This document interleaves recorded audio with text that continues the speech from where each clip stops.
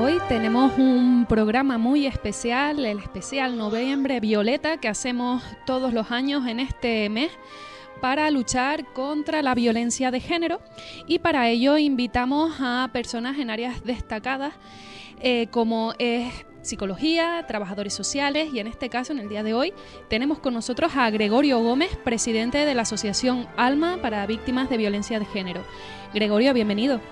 Buenas tardes, Raquel, bien hallado. Muy buenas tardes, Gregorio. Me gustaría comenzar preguntándote por porcentajes. ¿Cuál es el porcentaje de mujeres que viven violencia de género en España? Hombre, atreverse a decir una cifra exacta es imposible, porque como ya sabemos, la mayoría lo sufre en silencio, ¿no? Pero si atendemos a los informes de la ONU, está hablando de 1 de cada 3 mujeres, nada más que hay que echar números. Estaríamos que en España podía haber perfectamente en torno a 7 millones, 8 millones de mujeres. Vamos a reducirlo a 2 si queréis. ¿Se está produciendo un aumento? ¿Se ha estancado?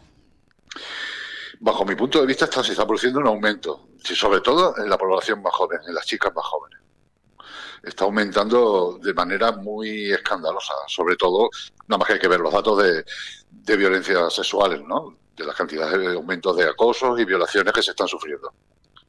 Sí, de hecho tenemos una colaboradora en No Me Cuentes Cuentos que se dedica a estudiar la violencia sexual, también la trata, y lo refiere a la pornografía, ¿no? Al acceso que tienen los jóvenes hoy en día a ver este tipo de contenido y que lo experimentan y lo trasladan a la vida real.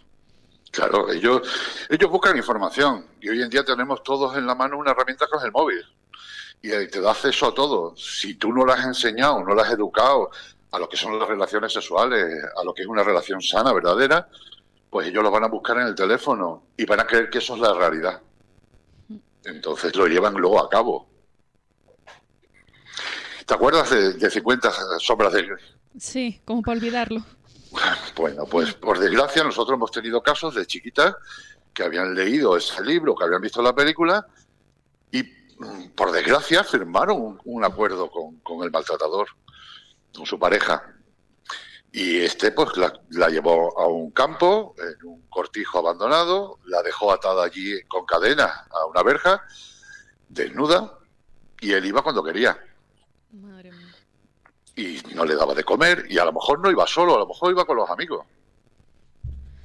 Por desgracia, hay que tener mucho cuidado y hay que invertir en educar, si queremos que esto no vuelva a repetirse y no vaya en aumento como está yendo. Claro, porque la base de todo esto y donde hay que poner más el foco es en la educación. 100%, es la única herramienta. Por desgracia, a las casas de cada familia no podemos ir. Pero tenemos un sitio donde podemos educar a las futuras generaciones, que es los centros educativos. Pues aprovechémoslo. Es echarle más cargos al profesorado, pero es el único sitio donde podemos transmitir este mensaje y hacerles ver que la igualdad es otra cosa, que no es lo que estamos ejerciendo en el día a día. Entonces, para eso hay que crearles herramientas, hay que darle formación al profesorado para que puedan implementar la igualdad en todas las materias. Es la única manera de cambiarlo, no hay otra. Como presidente de la Asociación Alma recibirás casos casi a diario y bueno, me gustaría preguntarte qué hacen las asociaciones al respecto, cómo pueden ayudar a las víctimas. Mira, lo primero es nuestras 2 reglas fundamentales. No juzgamos ni con la mirada, porque ellas necesitan sentirse entendidas, no juzgadas. Y luego hay una palabra que me encanta, que es apapachear, que es abrazar con el corazón. Ellas necesitan ese calor humano para sentirse a gusto y encontrar un espacio donde abrirse y contar lo que están pasando. Eso es lo primero, escucharla. Y en función luego de lo que nos cuenten que están viviendo, de la situación que tienen, pues empezamos a utilizar herramientas y distintas acciones, ¿no? Como puede ser la atención psicológica, como puede ser el asesoramiento legal, búsqueda de recursos, algo que les haga falta a lo mejor también para los hijos. Me acuerdo cuando la pandemia que había un montón de problemas porque muchas de ellas no sabían cómo ayudar a sus hijos, y más en el momento que estábamos, ¿no? Que todo era online. Pues bueno, pues nosotros buscamos una asociación de profesores y profesoras que les daban clases particulares gratuitas. Hay que buscar lo que ellas necesitan y en función de sus necesidades adaptarnos nosotros para ayudarlas. ¿Cuáles son los principales miedos que tiene la víctima? Porque últimamente he escuchado mucho el factor temporal, ¿no? Que es como que porque tardes mucho en denunciar ya pierdes credibilidad, ¿no? Lo he escuchado últimamente en la televisión también con este tema de rejón, ¿no? De ese miedo de que no te crean. Eso lo dice la gente que no sabe qué es realmente lo que es el acoso, una violación, lo que no saben qué es la violencia de género. Ya el Tribunal Superior de Justicia lo ha dicho, que no se puede juzgar a una víctima por no haber denunciado antes. Ella tiene un montón de miedos, dependiendo de las circunstancias de cada una de ellas. Pero principalmente cuando hay hijos, por ejemplo, el miedo es ¿dónde voy a estar con mis hijos? ¿De qué van a comer? ¿Cómo los voy a vestir? No, incluso entonces, casos extremos, ¿no? De violencia vicaria, de que le puedan llegar a pasar algo a ellos también. Claro, de que él tome represalias con los niños. Aquí hablamos muchas veces del interés del menor, ¿no? Vale, hay dos derechos que se puede decir que hay que romper cuando hay un caso de violencia de género con menores por medio. El primero es el derecho del progenitor, que me niego a llamar los padres. El progenitor que tiene contacto con esos niños tiene derecho. Pero el niño tiene derecho a estar con su progenitor también. Y a un niño tampoco, dependiendo de la edad, le vamos a meter en la cabeza en un asunto de mayores, ¿no? Por decirlo de alguna manera. No te vas a poner a una criatura de 3 años a explicarle cuál es la situación que se está viviendo, ¿no? Entonces, ¿dónde está el fin del menor, en lo que es los derechos de ese menor? Pues habrá que pensar que a lo mejor que lo primero es ponerlo a salvo. Eso es lo primero y fundamental. A día de hoy estamos diciendo que las denuncias falsas es el 0,01, lo muestran los datos. Por lo tanto, el 99,99 pues serán denuncias reales. Luego que se pueda demostrar o no ya es otra cosa. Pero si son reales y hay menores por medio, lo primero es proteger a esos menores. Pues habrá que tomar medidas cautelares en ese sentido. No se hace. Sí, hablamos de este factor temporal, que es una idea preconcebida, y también me gustaría preguntarte, Gregorio, ¿es también una idea preconcebida que si, por ejemplo, vas al juicio con una indumentaria que no es adecuada para ello, se te puede juzgar por ello? Un claro ejemplo de eso es el caso de la manada de los Sanfermines. Sí. A esa mujer se le acusaba de cómo iba vestida, de cómo si ha bebido o no ha bebido. Perdóname. No entendemos el problema. Mi hija, yo tengo una hija, tengo 2 hijas, y si ellas quieren ir desnuda por la calle, tienen toda la libertad de hacerlo. Nadie la puede tocar. Exactamente, sí. Es así de simple. Entonces, muchas veces, por desgracia, a día de hoy, nosotros hemos tenido que aconsejar ciertas vestimentas a las mujeres, porque en algunos juzgados había que tener mucho cuidado cómo se iba vestido. Sí, son estas ideas de que si no vas en chándal, sin peinar, mal, con las ojeras, pues no has sido víctima. Exacto, no estás sufriendo. No pareces una víctima. Es que encima tienes que sufrir y tienes que demostrarlo. Exacto.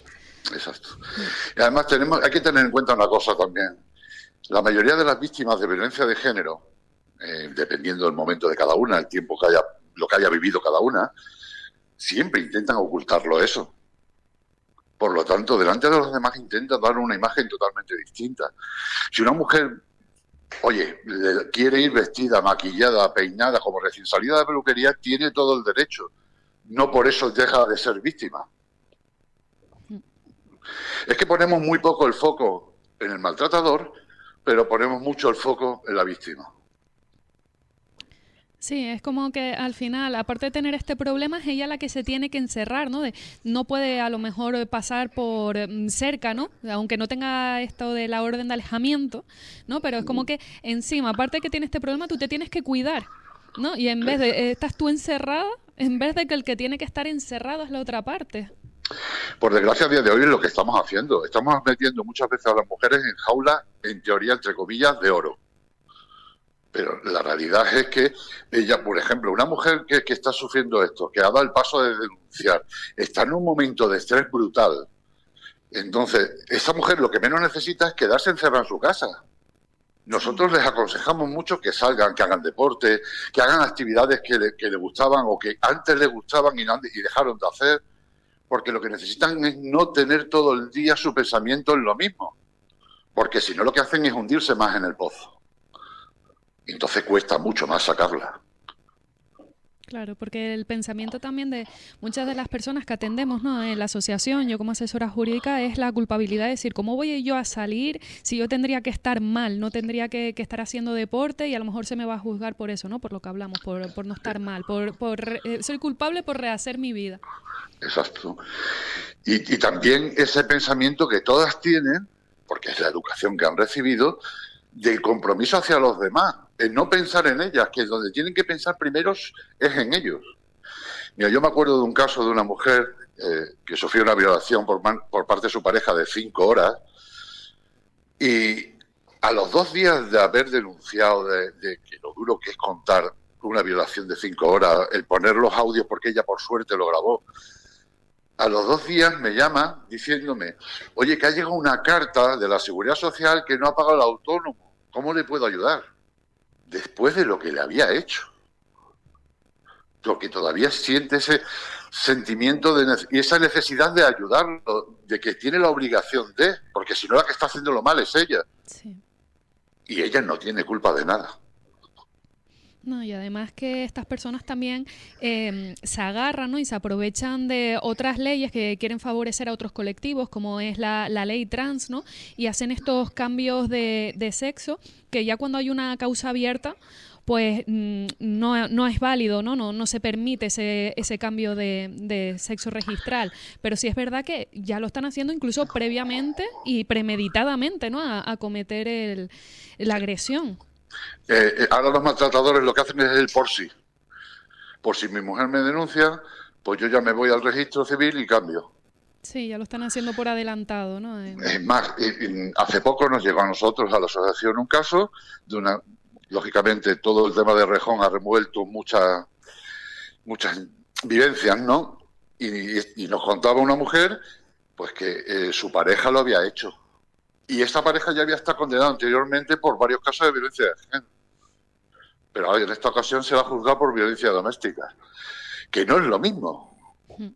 Vamos a ver, que las ayudas que puede recibir esta mujer no tienen nada que ver con lo que si se hubiera juzgado por violencia de género. Exactamente. Y entonces todas esas ayudas desaparecen. Que bueno, luego habría que hablar largo y tendido también de cómo están planteadas muchas ayudas, que dejan mucho que desear, ¿no? Pero en un principio esta chica ya ha perdido todas esas ayudas. Porque no se ha tenido en cuenta que este hombre ha utilizado mal la ley trans. No es que la haya utilizado mal, es que la han dejado hecha de tal manera que permite utilizarla mal.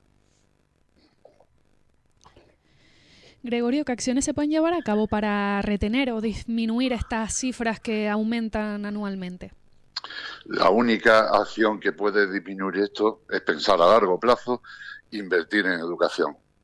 El llevar la igualdad a las aulas, en todas las materias, y ir cambiándolo poco a poco, porque si no esta mentalidad va a seguir. No por prohibir muchas acciones, no sé, te puedo decir, hay muchos tipos de música, ¿no? Muchos tipos de canciones que pues influyen también en la juventud y llevan a esto. No hay que prohibirlo, hay que enseñar lo que está mal. Y hay que enseñar a las futuras generaciones lo que es realmente la palabra respeto, que ha desaparecido. Tenemos que tener en cuenta que estamos ahora mismo, venimos de una pandemia que ya trae de fondo largo, ¿vale? Porque la salud mental de la sociedad ha bajado, no estamos muy bien. Y si a eso le añadimos que la clase política, que es la más visible de cara al público, utiliza constantemente la violencia verbal, por lo que normaliza el uso de la violencia, pues entonces ya acá arriba o no. Sí, porque muchas veces se entiende como violencia de género solo la violencia física, porque no se tiene en cuenta que los insultos, que son vejaciones, también es violencia psicológica, que merma la autoestima de la víctima, también esa violencia económica, la violencia sexual. Claro. Por desgracia, la sociedad, y te digo, yo fui el primero que lo reconozco, que yo en un principio lo que identificaba como violencia antes de entrar a este mundo, que lo único que identificaba como violencia era el ojo morado. Lo demás no lo conocía. Y es el problema que tiene la violencia de género. La sociedad no sabe qué es. Y si no lo sabe, no lo va a identificar. Y únicamente va a seguir identificando como violencia las agresiones físicas. Es más, en los juzgados, a día de hoy, la violencia psicológica, que está siempre presente, es la primera, y está siempre presente en el resto del maltrato, yo no la veo en la mayoría de los casos condenadas. Sí, cuesta mucho probarla. Sí. Claro. ¿Y por qué nos cuesta mucho probarla? ¿No será que no hay herramientas suficientes para que los jueces puedan tener información y decir que eso está ocurriendo? ¿No hay suficientes personas dentro de los institutos de medicina legal y con la formación, concienciación necesaria para poder atender y todos los casos que surgen con la mayor celeridad posible? Entonces, sí, habrá que invertir en esto. Si el problema de esto es que nos dicen que hacen muchas cosas. Vamos, el caso de Rejón ahora mismo. Ahora los partidos están echando en cara de que si tienen protocolos, no tienen protocolo. Pero es que todos seguramente los tengan los protocolos. Lo que pasa es que no invierten en desarrollar esos protocolos. La ley de violencia de género necesita de una inversión. Los cuerpos de seguridad necesitan equipo, necesitan personal. No puede ser que un policía nacional tenga 80 o 90 mujeres que atender al día. Es imposible. No, y además las órdenes de protección, que realmente son imposibles porque tendríamos que tener un policía por cada mujer teniéndola con protección de esta manera, ¿no? Casi a diario y no dan abasto la Policía Nacional, ¿no? Claro, no tienen recursos y personal, ni herramientas, ni equipo. No tienen lo suficiente. Mira, nosotros hace tiempo fuimos a ver a Marlaska y le propusimos sacar las denuncias de violencia de género de las comisarías y de los cuarteles de la Guardia Civil y llevarlos a los centros de salud. ¿Por qué? Muchas mujeres nos vienen y nos dicen que han ido 40 veces a la puerta de comisaría, pero no se atrevieron a entrar. Impone. Queramos o no, impone. Y más en la situación que están ellas. Y luego que las instalaciones no son instalaciones en la mayoría de los sitios amigables, son edificios fríos, que vete no sabes con quién te cruzas, te dejas de cruzar. Impone. Nosotros pedimos llevarlas a los centros de salud porque primero, sobre todo en el ámbito rural, nadie va a saber que tú has entrado a denunciar. Porque si vas al cuartel de la Guardia Civil, todo el mundo sabe que has ido a denunciar a tu marido. Eso lo sabe todo el mundo y antes de que tú salgas ya lo sabe todo el pueblo. Entonces, llevándola al centro de salud, lo primero que la puede atender es una psicóloga experta en violencia de género, que no estará trabajando en casos de violencia de género todo el día, pero y podrá utilizarse su labor para atender la salud mental del resto de pacientes de la población, que falta hace. Bueno, pero si esta mujer que atiende a la víctima está formada y le ayuda a sacar, porque ellas no reconocen muchas veces que son víctimas en muchos otros aspectos, pues ya tenemos un preinforme hecho por una psicóloga especialista en violencia de género, que el juez tiene una herramienta importante. Sí. Y si le proponemos encima algo más, vamos a darle una oportunidad al maltratador. Oye, pasa usted primero por aquí cuando ha sido detenido, para que pase por la psicóloga que ha visto a la víctima. Y en función de lo que tenga, ya tenemos otro informe que puede ser favorable o desfavorable, pero tenemos un especialista que ha podido obtener información y el juez tendrá más herramientas para poner unas medidas cautelares. Sí, afortunadamente aquí en Canarias estamos instaurando los centros de crisis 24 horas, ¿no? Donde ya no son esos espacios tan hostiles, sino se intenta que sea lo más cómodo posible para la víctima, al igual que también se debería mejorar en los juzgados, ¿no? Porque cuando vas a atender a las víctimas están todas en una misma sala con los abogados mezclándose las conversaciones, que te enteras tú de todo lo que está pasando ahí dentro y de todos los casos de cada una de ellas. A mí eso me pone de los nervios. Y lo he dicho ya un montón de veces. Tenían que poner un micro ahí y escuchar los jueces y las juezas lo que cuentan. En un sitio que se encuentran cómodas, en un sitio donde tienen delante a otra mujer que ha sufrido lo mismo. Y se abren totalmente. Luego les cuesta mucho contar lo mismo delante de un juez, porque la situación les impone. Pero es que lo que me parece lamentable es que si ha habido 5 casos un día, los citen a todos a las 9 de la mañana. Exacto, sí. Ya te tocará declarar cuando te toque, que yo he ido acompañando a víctimas y he salido a las 4 o a las 5 de la tarde del juzgado. Sí. Esa mujer se tira ahí horas machacándose, la están machacando con esa forma de hacer, porque esto es, vamos, yo tengo que tranquilar a las ovejas, las tengo todas en el corral y las voy cogiendo cuando quiero. No, perdone usted, no. Hay que tener un poquito de empatía y de saber que la persona que está ahí, el hecho de hacerle esperar tantas horas le está haciendo sufrir. Sí. Estoy totalmente de acuerdo. Incluso también podríamos hablar del tema de los abogados de oficio que no tienen la especialidad en violencia de género y que te puede tocar a alguien que es especialista en mercantil y no sabe lo que está haciendo, ni tampoco sabe tratar con la persona en esos momentos que está como está, ¿no? Emocionalmente. Abogados de turno oficio, jueces en teoría especializados en violencia de género, que lo que saben es aprobar un examen, se puede decir. Tienen formación. Pero ¿y concienciación y sensibilización? ¿Tienen? Muchos no.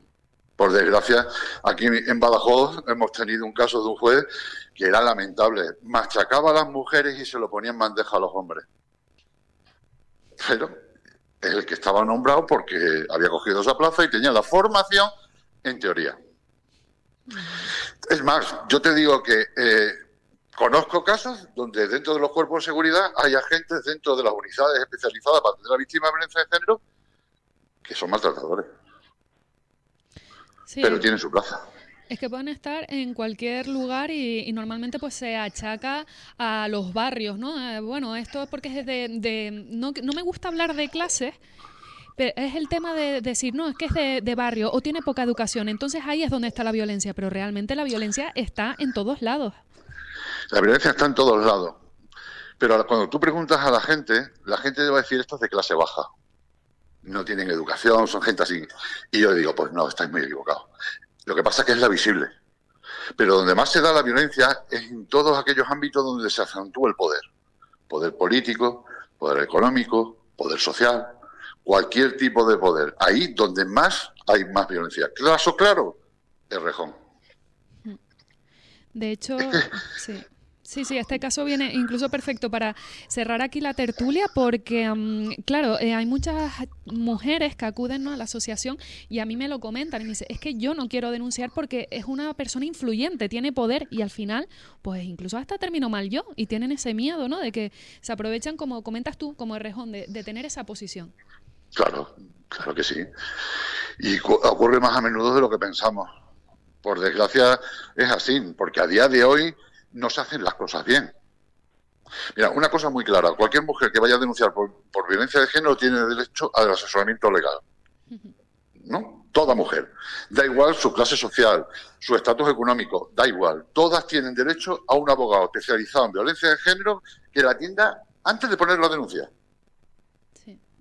Todavía no he visto yo, y he acompañado a muchas mujeres a poner la denuncia, que el abogado la asista antes de poner la denuncia. Sí, es que no lo he visto.